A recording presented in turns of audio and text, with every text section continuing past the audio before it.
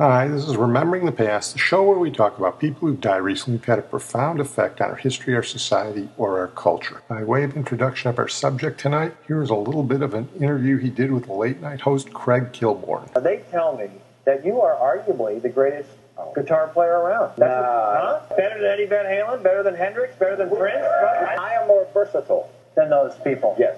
As a guitar player? Yes. You will admit that? Yes, I'll Good. admit that. Okay. I can't say I can play them better than they played themselves. But so when you say versatile, what are you talking about? You can play country, you can play classical, you can I'll play... give you a list of the records. Okay, the Reverend Mr. Black Kingston Trio. Strangers in the Night, Frank Sinatra. You played guitar and all. Guitar on all of them. You've Okay. lost that loving feeling. Unchained Melody. Unchained Melody, Courageous Brothers. Righteous Brothers. Yeah. All the Beach Boy stuff, all the Jan and Dean stuff, some of the Mamas and Papas.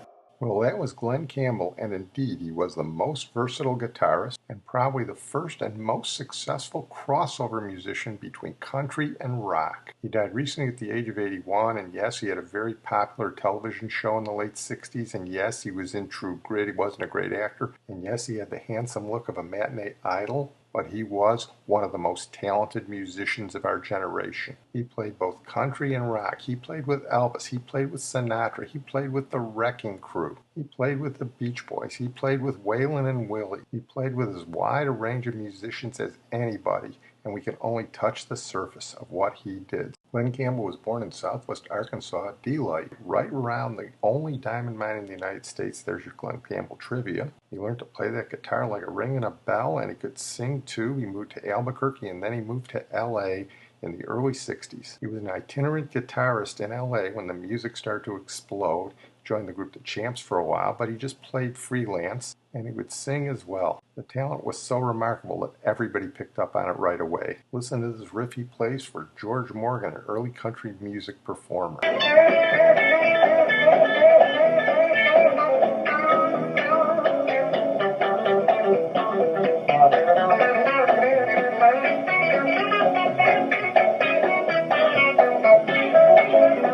He wasn't even playing on a good guitar there. Well, word gets around about him. He basically becomes half guitar, will travel.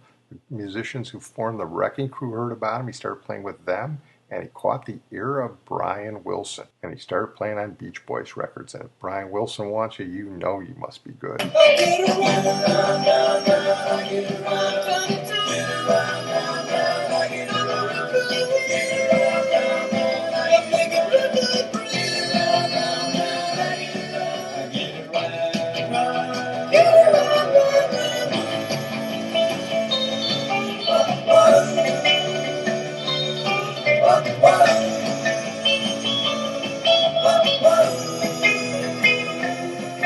He's playing on all those records and the Jan and Dean records. He's in the Tammy Show. You can see him in the background when James Brown does his legendary performance. But nobody mentioned this. At the same time he's doing that, he's singing with Bob Willis. Here he is doing San Antonio Rose with Bob Willis, the king of Western swing. Still live in my heart all alone. It was there I found inside the alcove my road to San Antonio.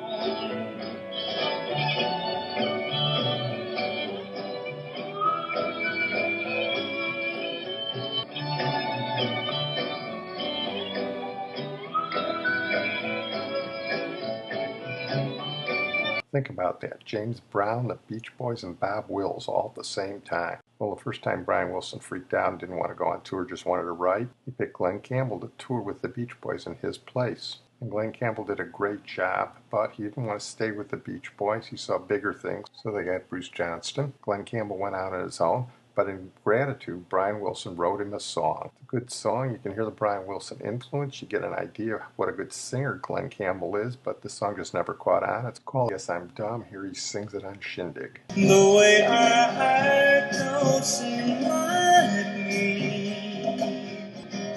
I'm not on top like I used to be. But I give in when I know I should be strong.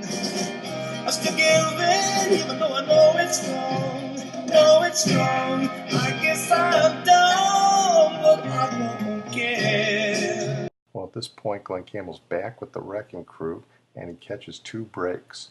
The first is Don Costa, Frank Sinatra's arranger, hears about him and asks him to play on Sinatra's latest record. Glen Campbell told me he couldn't read music. He couldn't, that's amazing. But Carol Kay from the Wrecking Crew said he picked up a song faster than anybody she ever saw. Next thing Glen Campbell knows, he's in the studio sitting right next to Sinatra. Sinatra does his one take on this one. It turned out so right for strangers in the night.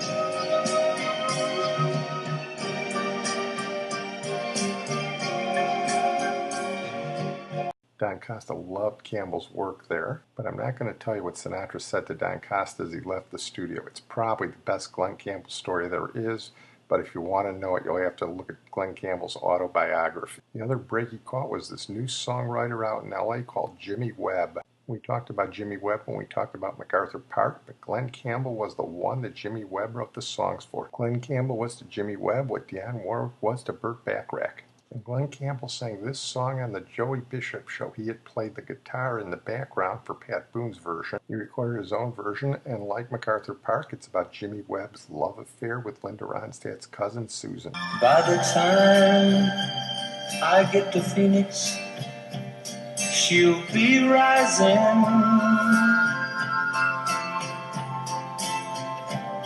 She'll find the note I left hanging on her door.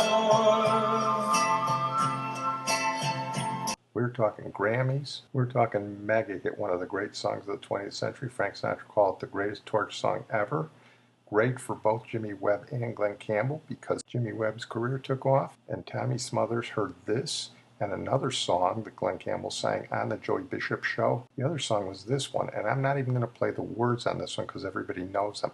I'm going to play an interlude that Glen Campbell plays in one of his stage versions. Listen to this guitar as I break the 30-second rule. I'll play one.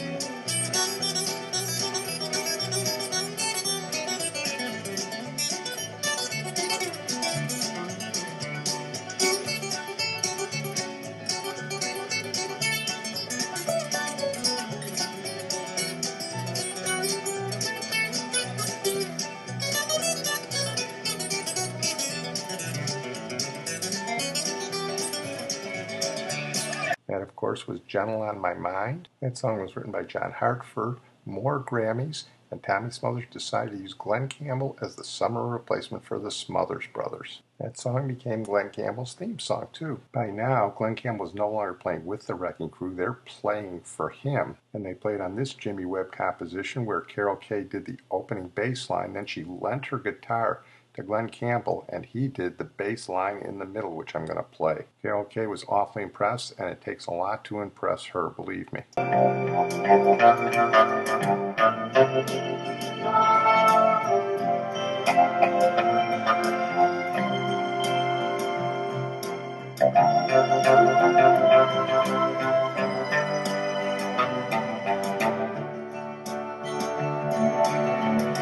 That's Wichita Lineman, another top 10 hit. I'm going to play you one of my two favorite Glen Campbell songs now. I can't close with it because I've closed with it before, and I use it for the Al Kaola podcast on top of that. But it's a great song written by Jimmy Webb. And Little Richard, another guy who doesn't impress easily, said of this song, when Glen Campbell says one word, Galveston, it shakes me up. It takes me, man, that's the whole soul of it right there.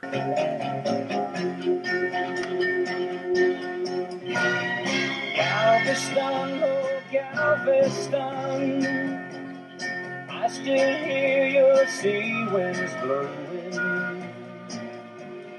I still see her dark eyes glowing. She was 21 when I left Galveston. I'm going to play you two more Glen Campbell songs I'm not as crazy about. First one we played in the Alan Toussaint podcast because he wrote it, and I like his version better, but Glen Campbell made it into a country classic, Southern Nights.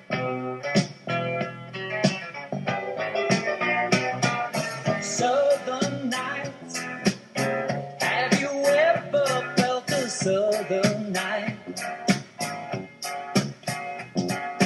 Free as a breeze, not to mention the trees, whistling tunes that you know and love so. And my least favorite Glen Campbell song, but a lot of people like it, so I gotta play it, Rhinestone Cowboy. Like a rhinestone cowboy, riding out on a horse in a star-spangled rodeo. Like a rhinestone cowboy, getting cards and letters from people I don't even know, and offers coming over the phone. Okay, now that that's out of the way, let's go back to his country roots. Listen to this riff he plays duetting with Roger Miller, King of the Road fame, who died too early. Glen Campbell said he expanded the boundaries of country music for everyone. Have my arms around you when the night's full, so summertime when I'm freezing lazy rain, and the leopard sings I'm blue, cause you don't want my love.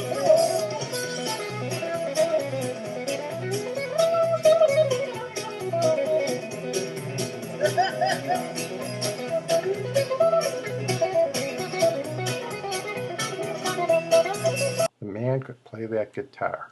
On the Glen Campbell Show, he used to have all sorts of country music artists on: Merle Haggard, Johnny Cash, Buck Owens, Jerry Reed. And this was at a time when CBS was trying to shed its cornpone image, you know, Petticoat Junction and Mayberry RFD, and go more upscale, so they didn't like it.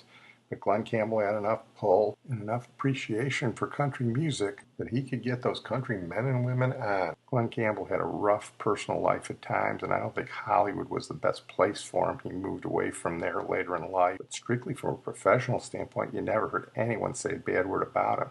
And I'm going to leave the last word on that to Waylon. And Waylon Jennings was another guy who told it like he saw it. If you impressed Waylon Jennings, you had to be doing pretty good too. Hey, let me say something about Glenn. A while ago when he was talking about him. You know, I don't know, a lot of people, I know you remember the Glen Campbell Good Time Hours. That was a good time or just good time? Anyway, a bunch of us was just hanging around here in limbo. You know, we couldn't get anything going up or down in Nashville. And Glenn had that show, didn't have to do anything for anybody, but on every one of them that I ever saw, he had some guy that was struggling along in Nashville. He never forgot where he came from. And he helped us all try to get started. But I don't know if I ever told you. I appreciate that. How about this one right here? I'd love to do it. That's what you get for loving me. Everything we had is gone, if you can see. That's what you get for loving me. Can I play harmony with you?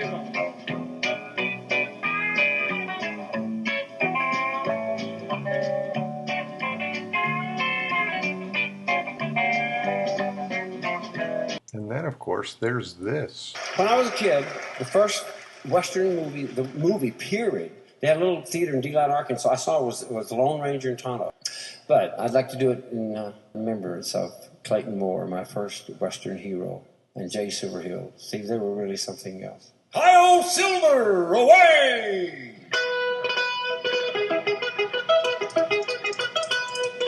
Get him up, Scout!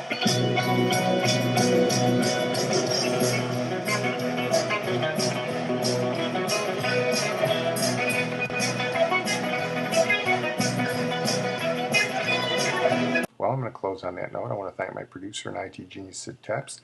And I'm going to close with my other favorite Glen Campbell song. It was also written by Jimmy Webb. It's got a waltz time to it. It wasn't a big hit. Should have done better than it did. But it's a beautiful song, and I think Glen Campbell had a soft spot for it, too. As a final tribute to Glen Campbell, here is Dreams of the Everyday Housewife. Favorite songs that I recorded because it's about the housewife. She looks in the mirror and stares at the wrinkles that weren't there yesterday. Thinks of the young man that she almost married. What would he think if he saw her this way? Oh, such are the dreams of the everyday housewife. You see everywhere, any time of the day. An everyday housewife who gave up the good life for me.